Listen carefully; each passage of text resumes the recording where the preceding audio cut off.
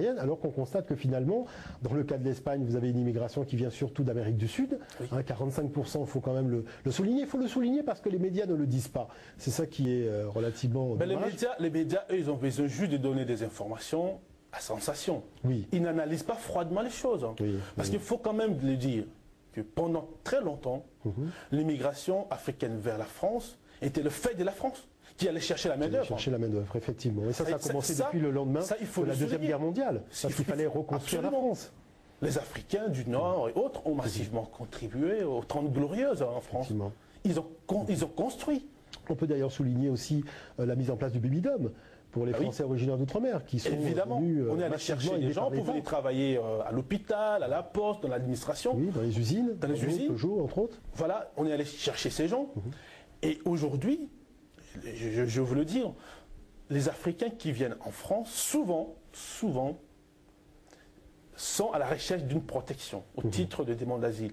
Pourquoi? Mais parce qu'il y a des conflits, il y a des guerres. Et parmi les pays qui vendent les armes, vous trouvez malheureusement la France. Il y a la France, le cartel de tête. La France est parmi les 5 premiers vendeurs et producteurs d'armes. Oui, c'est-à-dire que vous faites la corrélation entre la problématique des conflits armés et finalement la génération de demandeurs d'asile. C'est-à-dire que plus il y a des conflits armés, plus le volume des demandeurs d'asile augmente. Parce qu'il y a 2 catégories quand même de migrants aujourd'hui. Vous avez les réfugiés économiques, mais vous avez aussi les réfugiés politiques.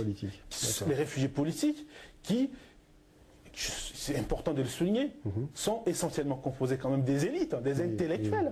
Ce qui brise le mythe d'Africains analphabètes. C'est essentiellement des gens qui ont des diplômes d'études universitaires et supérieures.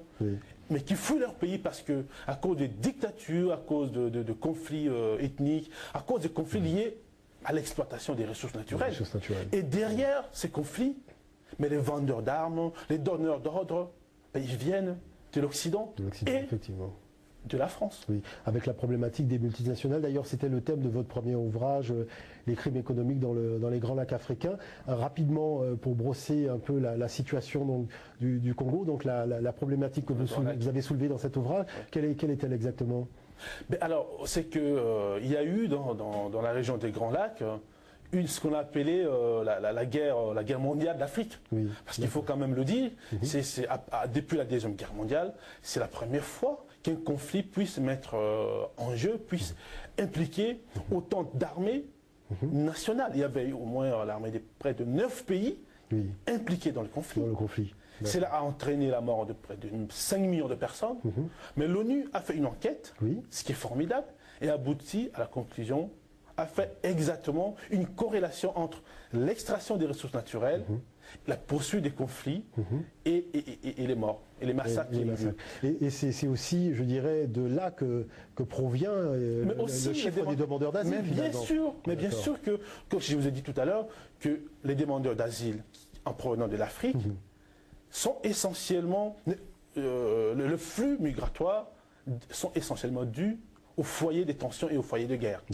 D'accord. Voilà. Et donc, par exemple, en ce moment, les Ivoiriens ne sont pas très nombreux à venir demander l'asile parce qu'il y a eu il y a une accalmie, et ainsi de suite. Rappelez-vous que dans les années 90, 80-90, c'était le Ghanéen qui venait massivement demander l'asile. Aujourd'hui, vous ne trouvez pas du tout de Ghanéens qui demandent l'asile en Europe. Alors, il y a aussi une chose qu'il convient de souligner, puisque aujourd'hui, donc on connaît tous la politique du président Sarkozy qui tient à l'immigration choisie. Donc, c'est une politique qui consiste en fait à aller sélectionner donc l'élite des pays qui sont principalement fournisseurs d'immigrés, d'immigration pour la France. Alors, chose importante, c'est que le rapport de l'INSTE stipule que depuis 1982, on a 4 fois plus d'immigrés qui sont diplômés de l'enseignement supérieur. Donc, le mouvement était déjà en marche. Comment analyser cette donnée, en fait, cette hausse finalement des qualifications Parce que jusqu'en 1974, on allait chercher essentiellement une main-d'œuvre non qualifiée pour travailler dans le bâtiment, travailler à l'usine. Mais à partir de 1974, ces immigrés, certains ont eu 2 enfants qui sont allés à l'école, ont fait l'université.